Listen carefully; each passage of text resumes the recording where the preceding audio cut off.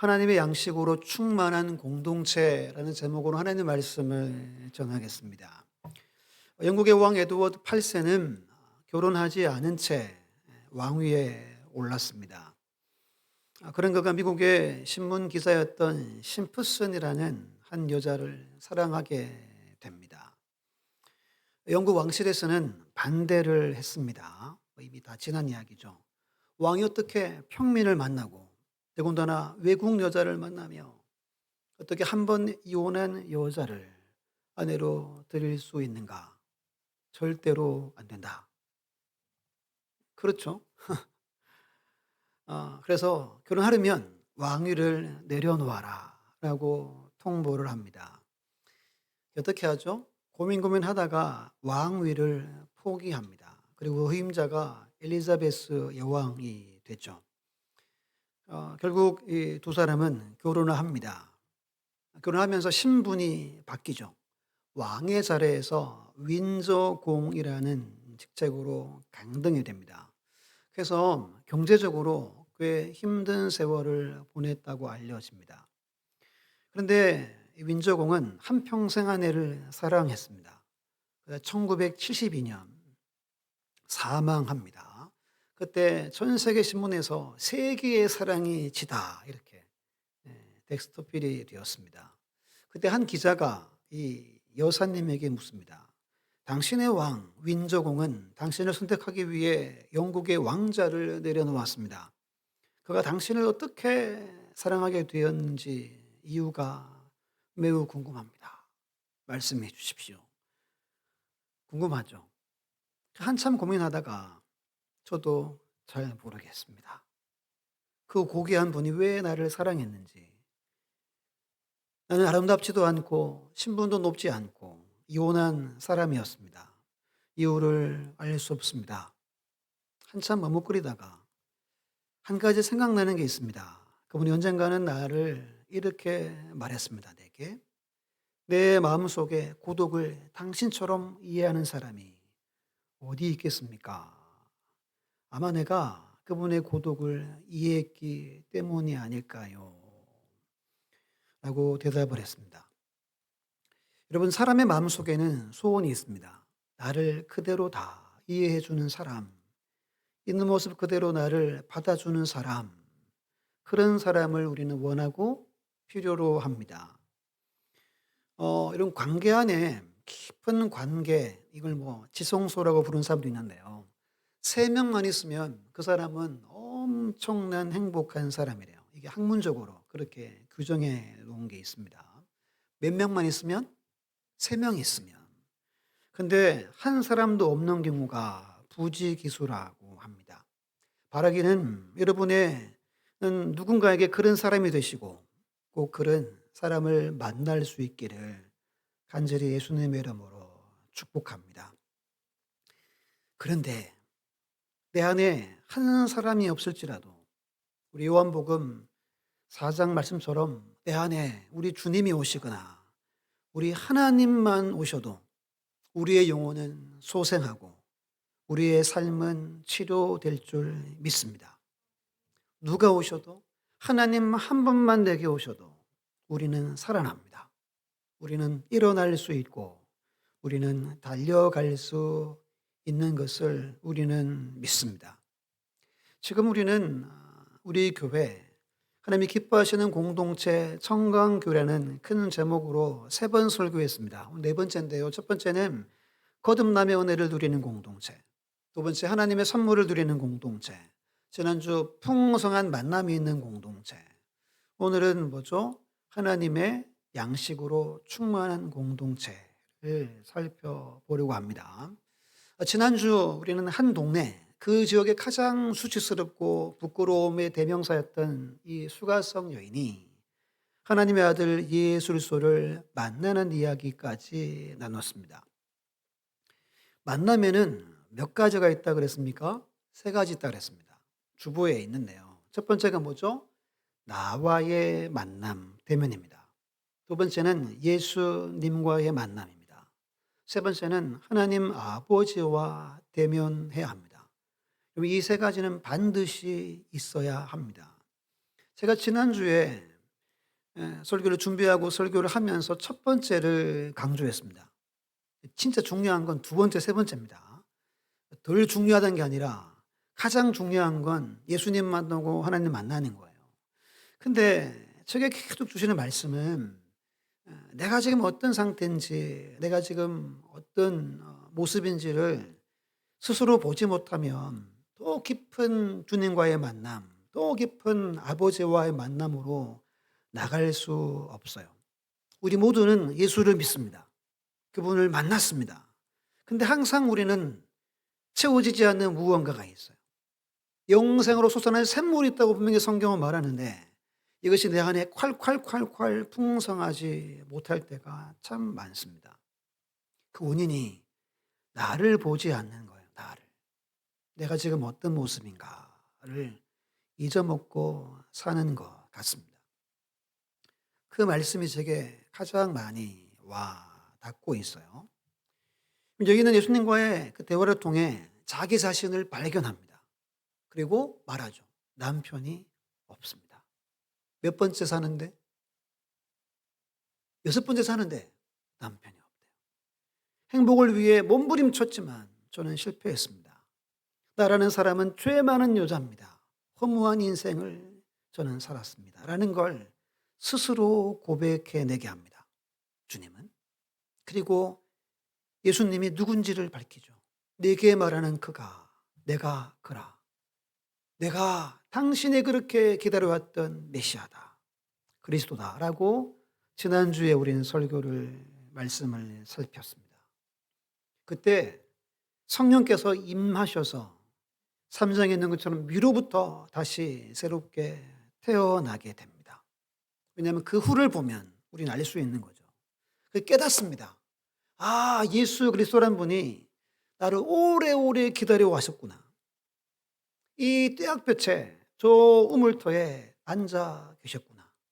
야, 나를 이렇게 다 하시는구나. 나를 용납하시고 나를 이해해 주시는구나. 그리고 나를 하나님의 딸로 세우시는구나 라는 것을 이 여인이 순간 알게 됩니다. 그리고 감격해가지고 어떻게 하죠? 오늘 말씀에 물동이를 던져버리고 동네로 뛰어들어가서 예수님을 소개합니다. 와서 보라. 와서 보라. 와서 보십시오. 계속 반복했겠죠. 와서 보십시오. 처음엔 여러분 동네 사람이 들었을까요? 저라도 안 듣습니다.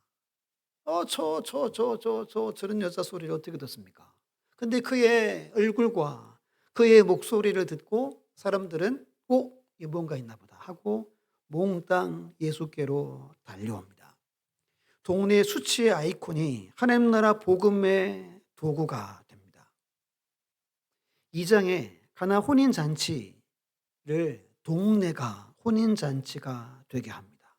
가장 부끄럽고 가장 저주스럽고 정말 말할 수 없는 인생 살았던 한 여인이 모두에게 하나님 나라의 기쁨과 감격과 은혜와 평강과 안식과 샬롬을 그들에게 주는 통로가 됩니다. 한 사람이 동네를 살립니다. 그들을 변화시킵니다. 그들을 회복시킵니다. 그야말로 예루살렘이 되게 한 이야기가 오늘 4장의 이야기입니다. 제가 지난주 설교를 좀 반복합니다. 조금 더 제가 할 건데요. 질문 하나 드리겠습니다. 우리 야곱 이야기를 지난주 설교 끝부분에 했습니다. 야복이 무슨 뜻이라 그랬죠? 야복. 무슨 뜻? 쏟아내다, 비우다라는 뜻입니다. 야복에서 야곱은 하나님과 시덤에서 이깁니다. 하지만 그 야복이라는 단어의 뜻은 비우다입니다. 쏟아내게 합니다. 하나님이 이긴 자리가 아니라 야곱이 철저히 자기를 대면하고 자기를 몽땅 쏟아내고 비운 자리입니다. 그 자리를 스스로 브니엘, 하나님의 얼굴이라고 이름을 짓죠. 첫 번째 거기서 자기 이름이 이스라엘로 바뀌지만 아직까지 그는 야곱이었잖아요. 베델로 가야 하는데 베델로 가지 않고 오만 곳 가서 그 땅을 삽니다. 그 다음 이야기를 제가 지난주 하지 않았지만 거기서 딸이 강간을 당하죠. 아들들이 그 동네 남자들을 다 할례하게 해가지고 다 죽입니다. 그 두려워 떨면서 겨우 베델로 올라가서 제단을 쌓습니다. 35장에. 그때 하나님이 두 번째 이름을 야곱에서 이스라엘로 바꾸어 주시죠. 첫 번째 이스라엘이 뭐라 그랬습니까? 내가 하나님을 이겼다라는 뜻이었다 그랬습니다. 하나님은 누구 편도 아니라 하나님은 내 편이야. 하나님은 나를 위해 존재하셔. 나만을 위하신 분이야. 라는 겁니다. 두 번째 이스라엘은 하나님이 나를 이겼다라고 했습니다. 첫 번째 이름 바뀌었지만 여전히 자기가 왕이었습니다. 자기가 주인이었습니다. 그런데 세겜에서 어려운 일을 당하고 베델레 올라와서 다시 만났을 때는 다 내어드립니다. 이제 하나님이 내 인생에 내 마음의 왕자의 왕이십니다. 그리고 그분의 통치와 다스림 안에 들어갑니다. 이것이 하나님의 나라가 그에게 임하는 순간입니다. 그리고 드디어 자기의 존재 가치를 깨닫습니다. 진짜 자기를 압니다. 어떤 사람인지를 알게 됩니다. 풀리지 않았던 모든 인생의 문제가 다 풀립니다. 이 인생의 목적이 바뀌고 삶의 목적이 새롭게 생겨납니다. 이것이 오늘 본문의 한 여인의 이야기이고 야곱의 우물이라는 그 야곱, 이 여인의 조상이라고 일컫는 야곱의 모습입니다. 이것이 하나님을 만나는 과정입니다. 예수님을 만나는 과정입니다. 여러분, 우리는 이 과정을 통해서 하나님을, 예수님을 만났고 그분의 아들, 딸이 되었습니다. 그런데 우리는 왜 매일매일 이 목마름이 다 해결되지 않는 채 이 땅의 것에 목을 메고 살아갈까요? 날마다 여러분들을 성경과 예수 그리스도의 눈으로 볼 수 있어야 한다는 겁니다. 그때 여러분 소생하고 회복되고 치유를 경험하고 안식을 누리게 되는 겁니다. 이걸 다르게 표현하면 육의 사람이 영의 사람이 되었다라고 말합니다. 세상에 속한 사람이 하나님 나라의 백성이 되었다라고 하는 거예요. 마귀의 종로로 됐던 옛사람에서 하나님 아버지의 아들과 딸이 되었다라고 일컫는 겁니다. 이 놀라운 은혜를 누리는 여러분들 되시기를 예수님의 이름으로 축원합니다. 그럼 여러분, 이 여인이 예수님 만났습니다. 그리고 오늘 그 후의 이야기예요. 어떻게 무엇으로 어떤 모습으로 변화되었는지를 함께 나누고자 합니다. 메시아를 만났습니다. 여러분, 이건 뭐 말할 수 없는 겁니다. 조상 대대로 메시아를 기다려왔습니다. 그래서 예배 어디 드려야 됩니까? 이게 질문이었잖아요. 근데 그분을 만나고 그분을 감격으로 인해서 동네로 뛰어들어갑니다. 그때 제 아들이 왔죠. 제 아들이 점심을 구해서 왔습니다. 예수님한테 식사하시죠? 라고 그렇게 여쭙죠. 예수님이 영엉뚱한 대답을 합니다. 우리 32절로 34절을 우리 한번 교독할게요. 한 절 한 절 읽고 34절 합독합니다. 제가 32절 읽습니다. 이르시되 내게는 너희가 알지 못하는 먹을 양식이 있느니라.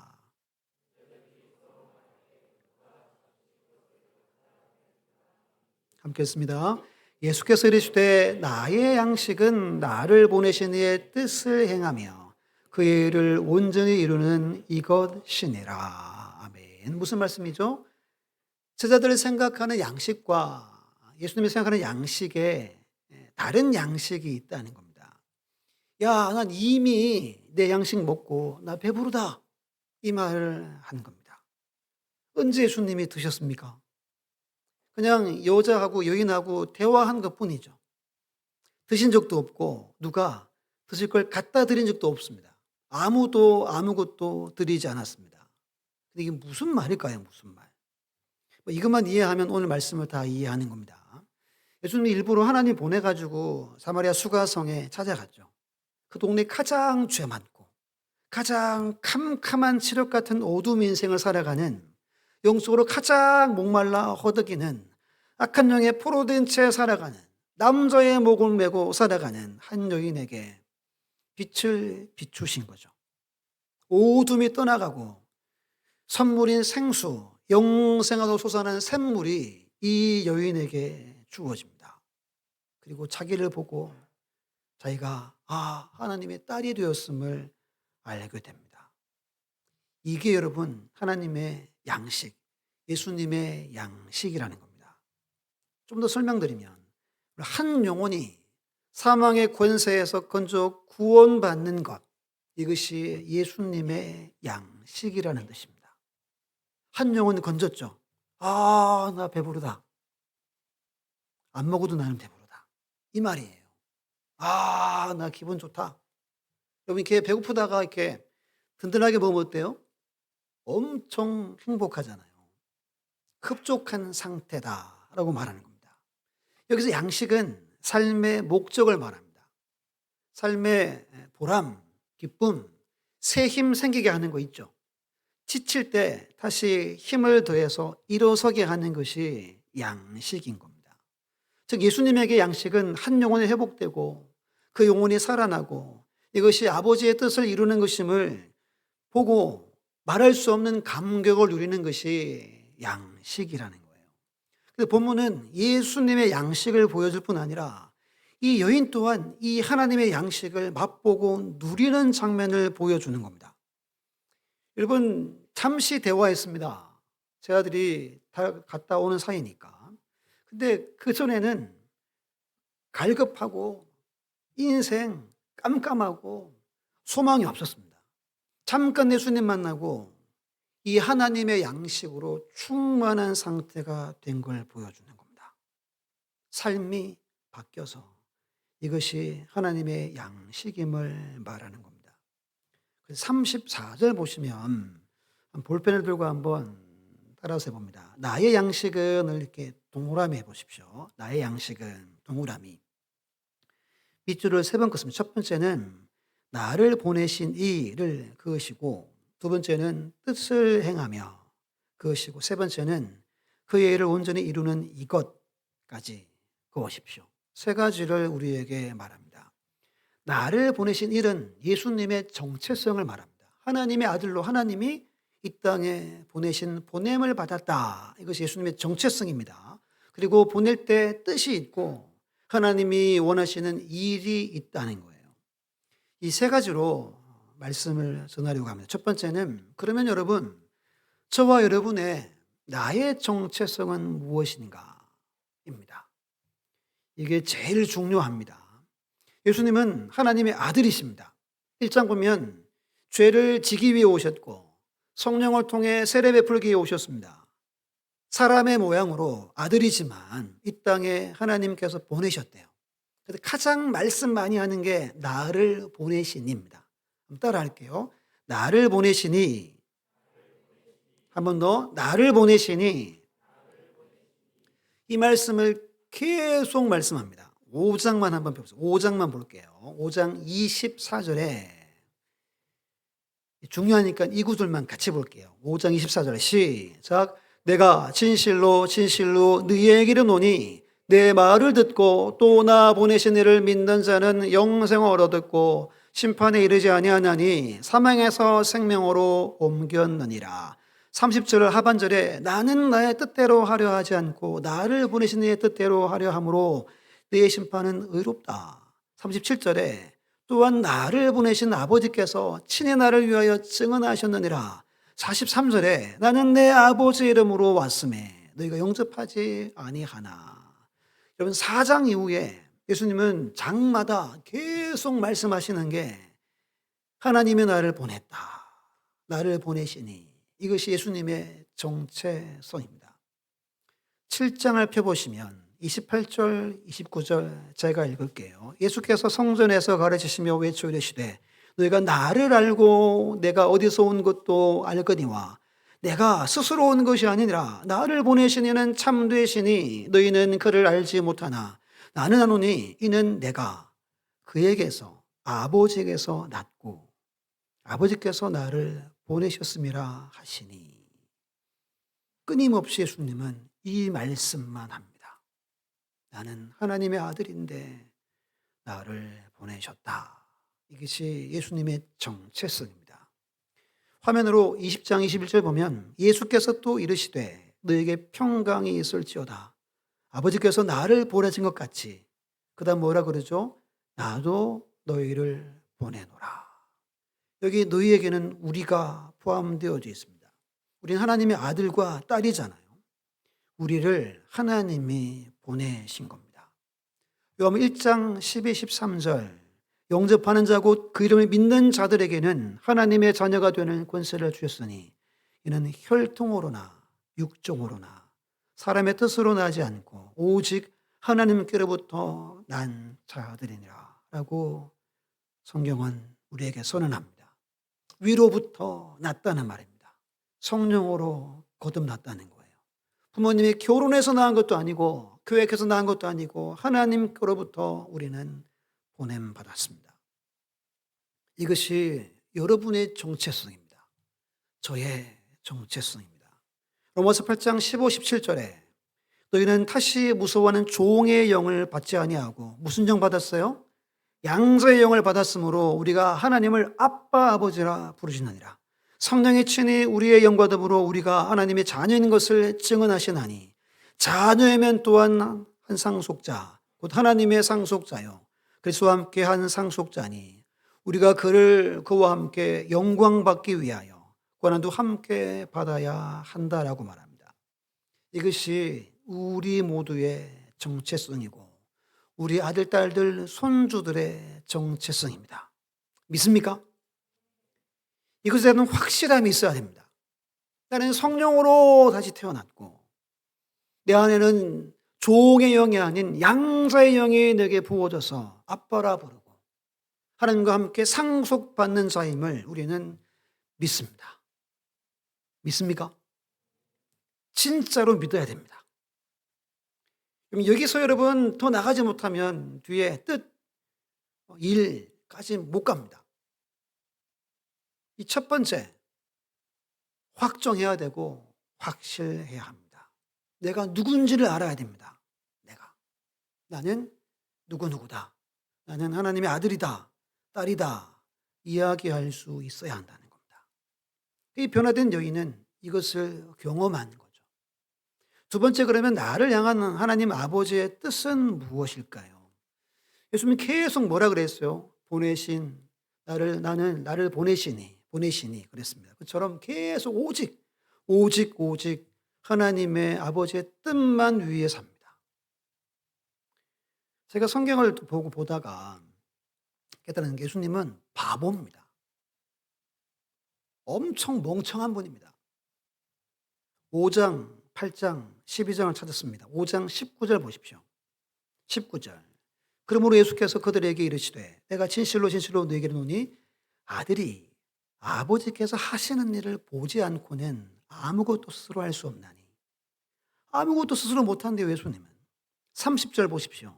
같이 읽어볼게요. 시작. 내가 아무것도 스스로 할 수 없노라. 듣는 대로 심판하노니 나는 나의 뜻대로 하려 하지 않고 나를 보내신 이의 뜻대로 하려 함으로 내가 내 심판은 의로우니라. 예수님은 늘 자기는 아무것도 할 수 없대요. 하나님이 보여주는 것 그대로 그냥 따라서 한다는 거예요. 8장의 28절에 보시면 또 말합니다. 이에 예수께서 이르시되 너희가 인자를 든 후 십자가에 지신다는 겁니다. 십자가 사건 후에 내가 그인 줄 알게 될 것이다. 또 내가 스스로 아무것도 하지 아니하고 오직 아버지께서 가르치신 대로 읽은 것을 말하는 줄도 알리라. 12장 찾아볼게요. 12장 49절 50절 보면 좀 더 명확하게 말합니다. 49절에 내가 내 자의로 말한 것이 아니요 나를 보내신 아버지께서 내가 말할 것과 이를 것을 친히 뭐 했어요? 명령하여 주셨으니 나는 그의 명령이 영생인 줄 아노라. 그러므로 내가 이르는 것은 내 아버지께서 내게 말씀하신 그대로니라 하시니라. 이게 예수님의 양식이었다는 거예요. 스스로 아무것도 못하고 자유로 어떤 말씀도 못하는 오직 하나님 아버지 바보입니다. 우리 청년들에게 한번 물어볼게요. 이런 남자 청년이 있어요. 결혼하겠습니까? 이런 자매가 있어. 뭐만 하면 전화하는 거야. 아빠, 아빠. 여러분, 바보죠. 멍청입니다. 멍청이. 근데 이 청년 잘 들으십시오. 하나님 아버지께 이렇게 하는 남자는 무조건 잡아야 됩니다. 자매가 하나님 아버지께 이렇게 하면 반드시 잡아야 됩니다. 우리 남청년들은. 다른 기준이 아닙니다. 부모님한테 이렇게 하면은 좀 이렇게 생각해 봐야 돼요. 생각해 봐야 돼요. 피곤할 수 있습니다. 근데 하나님 말씀이면 목숨 거는 사람은 무조건 잡아야 됩니다. 이게 예수님이 여러분 이렇게 살았습니다. 답답하지 않습니까, 여러분? 근데 이게 예수님의 인생이었습니다. 자기의 생각, 자기의 주관은 여러분 0.001%도 없었습니다. 그렇다면 우리는 어떻게 해야 되겠습니까? 이게 중요한 겁니다. 그럼 우리는 어떻게 해야 되는가? 요한일서 2장 15, 17절 보면 이 세상이나 세상에 있는 것들을 사랑하지 마라. 누구든지 세상을 사랑하면 그다음 중요합니다. 아버지 하나님의 사랑이 그 안에 있지 않다. 내 안에 있지 않다. 세상에 있는 모든 것이 육신의 정욕, 안목의 정욕, 이생의 자랑이니 다 아버지 하나님께로 온 것이 아니요 저 악한 세상으로부터 온 것이다. 이 세상도 그 정욕도 지나가되 사라진다는 뜻입니다. 다 사라져 없어지지만 오직 하나님의 뜻을 행하는 자는 영원히 간다. 영원히 남는다는 겁니다. 우린 영원히 남는 존재가 되었지만 여전히 우리는 세상을 사랑합니다. 그러면 그 부분 여러분 삭제되는 겁니다. 아무런 가치가 없어요. 뜻대로 행한 것만이 남는다는 겁니다. 그래서 오늘 주부에 제가 잠언 19장 21절을 실었습니다. 같이 읽을게요. 시작. 사람의 마음에는 많은 계획이 있어도 오직 여호와의 뜻만이 완전히 서리라. 믿습니까? 그리고 아무리 생각 많이 하고 계획을 많이 세워보십시오. 그분의 뜻이 아니면 안 되는 거예요. 성취되지 않게 합니다. 왜? 나를 사랑하니까. 시편 143편 10절에 세 번역으로 다윗이 고백합니다. 주님은 나의 하나님이시니 주님의 뜻을 따라 사는 길을 가르쳐 주십시오. 주님의 선하신 영으로 나를 이끄셔서 평탄한 길로 나를 인도하여 주십시오. 이게 다윗의 시입니다. 왜 다윗인지 알겠죠? 다윗은 늘 성령의 인도를 강구했습니다. 다윗은 늘 철저히 묻고 행했습니다. 전쟁이 날 것 같아요. 지금 전쟁 났잖아요. 다윗은 묻습니다. 전쟁 나가야 되겠습니까? 말아야 되겠습니까? 나가야죠, 여러분. 전쟁이 났는데 지금. 어떻게 해야 되겠습니까? 응답 아니면 다윗은 안 움직였습니다. 괜히 여러분 다윗을 하나님이 내 마음에 합하다라고 한 거 아닙니다. 그냥 철저히 묻고 응답받고 그 다음 행했습니다. 제가 새벽에도 말씀드렸지만 제가 하용수 목사 설교를 뭐 듣지도 않는데 이렇게 짤 있죠, 짧은 영상이 떠가지고 근데 그게 계속 남아있으면 잔상이 생각하면 내가 움직이고 기도하면 하나님이 움직입니다. 생각하지 마세요. 설교합니다. 생각을 멈추세요. 생각을 골똘히하고 막 사색하고 그런다고 믿음이 생기지 않습니다. 기도한 믿음이 쑥 들어옵니다. 이게 여러분 생생합니다. 왜 다니엘이 나라가 바뀌고 왕이 바뀌어도 70년 동안 총리가 됩니까? 그도 묻고 행했습니다. 기도하는 일에 목숨을 걸었습니다. 설교 준비하다가 제 이야기를 좀 해야 되겠다는 생각이 들어서 제가 가양세일교에서 방화진 갈 때 말씀드렸죠. 주일날 말씀 안 드려서 모르는 분 계실 텐데 그때 교회가 심각했습니다. 두 편 돼가지고 막 권사님들이 막 뺨 때리고 그랬어요. 머리 끄댕이 붙들고 막 뒹굴었습니다. 그래 막 달려가니까 이렇게 현장이 이제 정리돼가지고 보진 못했어요. 근데 머리끄댕이 붙들고 여러분 막 뒹굴고 거기에 제가 부임한 겁니다. 이사도 못 가고 짐 막 센터에 맡기고 집사람 애들을 한 달 동안 외갓집 가 있고 원룸에 살았어요. 그래서 저는 알고 갔어요. 그 대전 목사님 아들이 친구 거기 있어 가지고 같이 내려가는데 알고 마음 먹고 갔죠. 후배들은 미치는 거예요. "목사님 이거 어떡합니까?" 밤마다 누워 가지고 하는 말이 그겁니다. "목사님 어떡합니까? 걱정하지 마라. 걱정하지 마라." 근데 진짜 기도 많이 했습니다. 뜻이 뭡니까? 왜 저를 여기 보냈습니까? 어떻게 행해야 됩니까? 뜻을 말씀해 주십시오. 그리고 한 달 후에 이제 담임 목사님이 결정을 했어요. 이런 기도를 시켰어요. 저도 앞으로 청빙만 생각하는데 제가 목사님을 위해서 기도했습니다. 오실 분 안 정해졌어요. 하나에서 10까지 그대로 따라서 할 만한 분을 보내 주십시오. 이렇게 기도했어요. 제가 딱 5년 이분 와서 정착하는데 헌신하겠습니다. 딱 5 년입니다. 기도를 많이 했습니다. 진짜 많이 했습니다. 기적이 일어났어요. 한 번에 투표가 3분의 2가 나옵니다. 진짜 좋은 분이 오신 거예요. 그대로 따라해도 될 만한 분이 오신 거예요. 5년 참 재밌게 사역했습니다. 기도한 게 있죠. 나를 보내신 뜻을 내가 이 목사님을 정착하게 하는 거다. 여기에 제가 진짜 힘을 다했습니다. 헌신하고 충성했습니다. 그때 구한 게 여러분 다 이루어졌어요. 마치 다윗이 기도해서 성령의 인도하심 받고 평탄길을 걸은 것처럼 제가 그 길을 걸었습니다. 그게 2016년, 20년까지 저의 양식이었습니다. 제가 지금 서산으로 왔죠. 지난해 지나면서 그래서 많이 했습니다. 아무도 안 만났죠. 왜 저를 여기 보냈습니까? 뜻이 무엇입니까? 왜 이렇게 역사하십니까? 수도 없이 구했습니다. 그리고 아, 많이 깨달았습니다. 그전엔 제가 설교를 참 그랬구나. 사역을 내가 참 그랬구나. 이제야 제가 제 양식을 좀 알게 됐습니다. 제가 또 생각하기를 제가 이렇게 된 이유가 있습니다.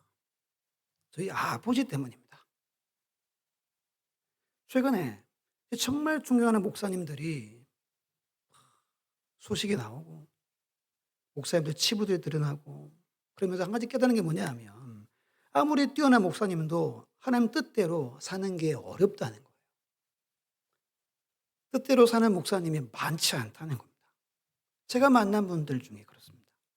근데 저희 아버지는 안 그렇습니다. 철저히 아버지의 뜻을 구했습니다. 저 어릴 때부터 본 게 그거밖에 없는 거죠. 그렇구나. 제가 여러분 그냥 뜻을 구한 게 아닙니다. 제가 그것만 보고 자랐습니다.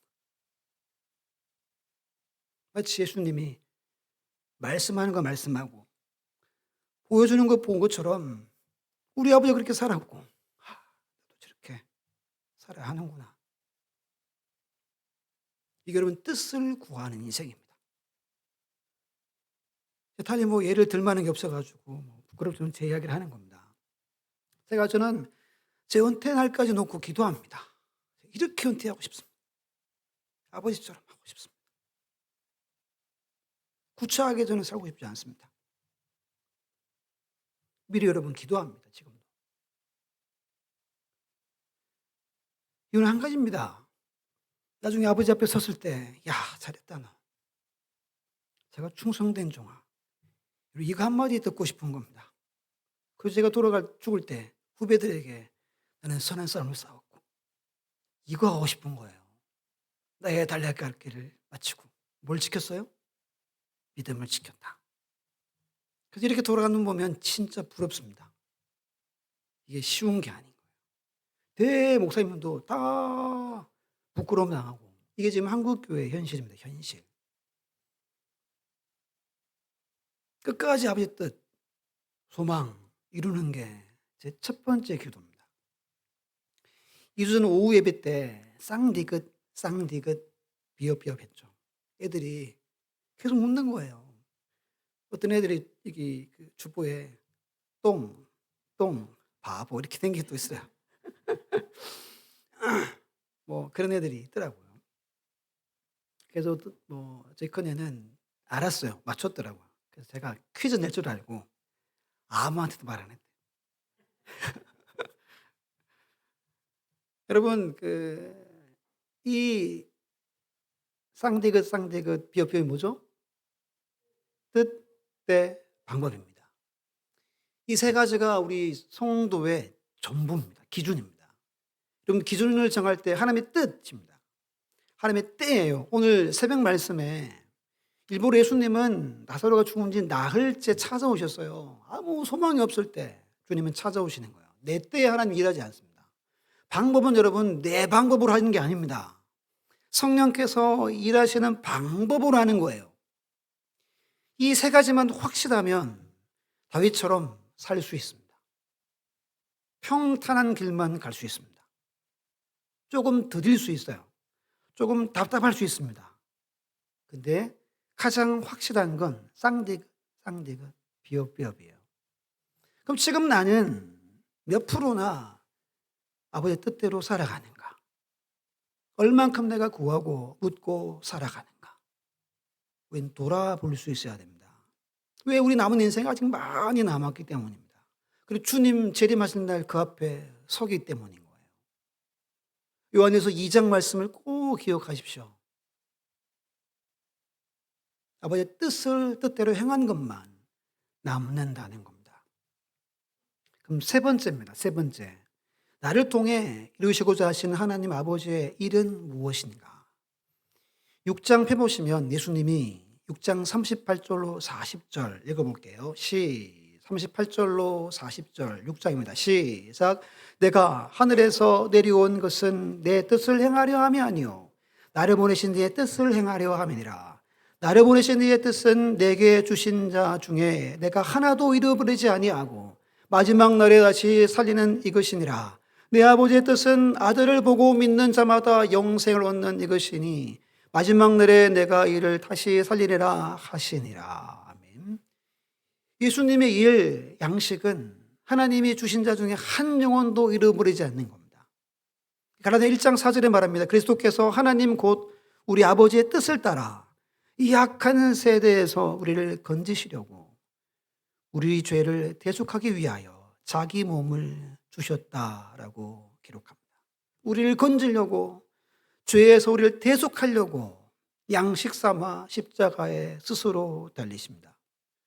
마가복음 10장 45절에 인자가 온 것은 섬김을 받으려 함이 아니라 도리어 섬기려 하고 자기 목숨을 많은 사람의 대속물로 주려 함이니라. 이것이 예수님의 양식 일이었습니다. 그래서 이 한 영혼, 이 여인이 구원을 받은 겁니다. 이것이 양식이에요. 그러면 이제 마무리합니다. 35절을 보십시오. 예수님 말합니다. 너희는 넉 달이 지나야 추수할 때가 이르겠다 하지 않았느냐. 시기적으로 추수 때가 아니라는 말입니다. 4개월 후에 추수한다는 거예요. 그러나 나는 너희에게 말한다. 너희 눈을 들어 저 밭들을 봐라. 희어져 추수하게 되었다 말합니다. 추수는 종말을 상징합니다. 묻습니다. 종말은 언제부터 시작됐다 그랬죠? 예수님의 초림 때부터 종말은 시작됐습니다.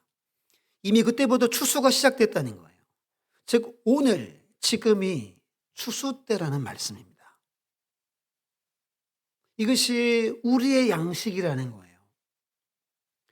그 36절, 7절, 8절에 말합니다. 같이 읽어볼게요. 시작. 거두는 자가 이미 삭도 받고 영생에 이르는 열매를 모으나니 이는 뿌리는 자와 거두는 자가 함께 즐거워하게 하려 함이라. 그런즉 한 사람이 심고 다른 사람이 거둔다 하는 말이 옳도다. 내가 너희로 노력하지 아니한 것을 거두러 보내었노니 다른 사람들은 노력하였고 너희는 그들이 노력한 것에 참여하였느니라. 아멘. 제게 가장 확 와닿는 게 38절입니다. 뭐죠? 지금 우리 때는 노력하지 않고도 거두는 때입니다. 너무 감사하더라고요, 저는. 얼마나 감사합니까? 노력하지 않고 거두는 때가 지금이랍니다. 그 예수님이 보여주는 거예요. 야, 내가 양식 먹는 거 봤지? 나 지금 배부르다. 우리에게 이 배부름을 누리기를 주님이 원하시는 거예요. 이것이 하나님의 양식으로 충만한 상태를 말합니다. 만약에 여러분 때문에 누가 예수 믿어가지고 막 일꾼으로 서봐요. 막 나중에 막 안수 입사람 되고 장로님 돼봐요. 안 먹어도 배부를 겁니다. 이게 주님의 양식이라는 거예요. 이걸 오늘 우리가 이 양식을 맛보고 누리라고 말씀하는 겁니다. 이 양식이 넘치는 우리 교회가 되어야 한다는 겁니다. 이제 결론입니다. 10장과 9장을 볼 텐데요.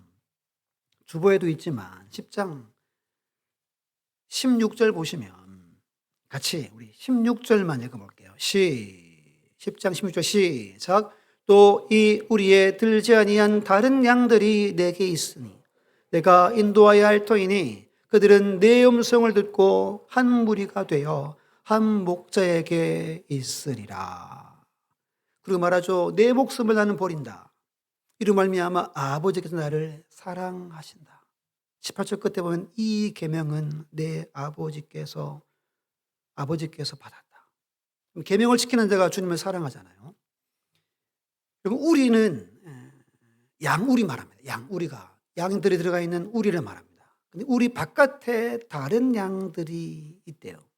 근데 이 양들도 예수님 양이래요. 이들을 음성을 듣고 한 무리는 오늘로 치면 교회가 되겠죠. 한 목자, 우리 된 주님의 목자 삼은 한 무리 교회가 되게 하라는 겁니다. 제가 새벽에 이걸 나누면서 교회 바깥에 양들의 하나님은 관심이 많습니다. 우리는 별로 관심이 없을 수 있잖아요. 그럼 여러분, 제가 목자면 이런 우리는 없애버리겠습니다. 우리 교회 바깥에 영혼들이 죽어가고 그 영혼들이 아버지의 것이라는데 우리는 거기에 관심 없으면 이런 교회는 필요가 없는 교회죠. 안 그렇습니까? 목적이 바깥에 있는 양들을 데려와서 구원시키는 게 이 교회의 목적인데 이게 양식이라는데 우리는 여기에 전혀 관심이 없다면 이 심각한 상태에 있다는 겁니다. 예수님도 그래서 아버지가 자기를 사랑하신다는데 끝으로 9장 찾아봅니다. 9장 4절 읽고 마칠 텐데요. 함께 읽습니다. 9장 4절 시작. 때가 아직 낮음에 나를 보내신 이의 일을 우리가 하여야 하리라. 밤이 오리니 그때는 아무도 일할 수 없느니라. 지금은 낮입니다. 낮. 주님이 재림하면 이제 끝날 텐데 요즘 제자들한테 나를 보내신 이의 일을 우리가 하여야 하리라 그럽니다.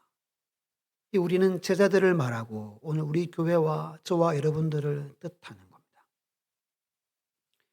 우리 낮에 일해야 됩니다.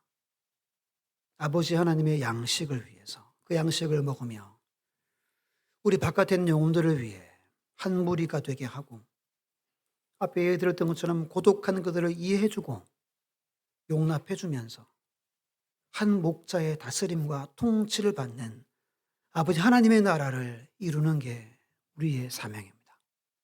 이것이 우리의 양식입니다. 이 양식이 넘치는 공동체가 기뻐하는 공동체라는 겁니다. 우리 교회가 이런 공동체 교회 되어지기를 예수님의 이름으로 축원합니다.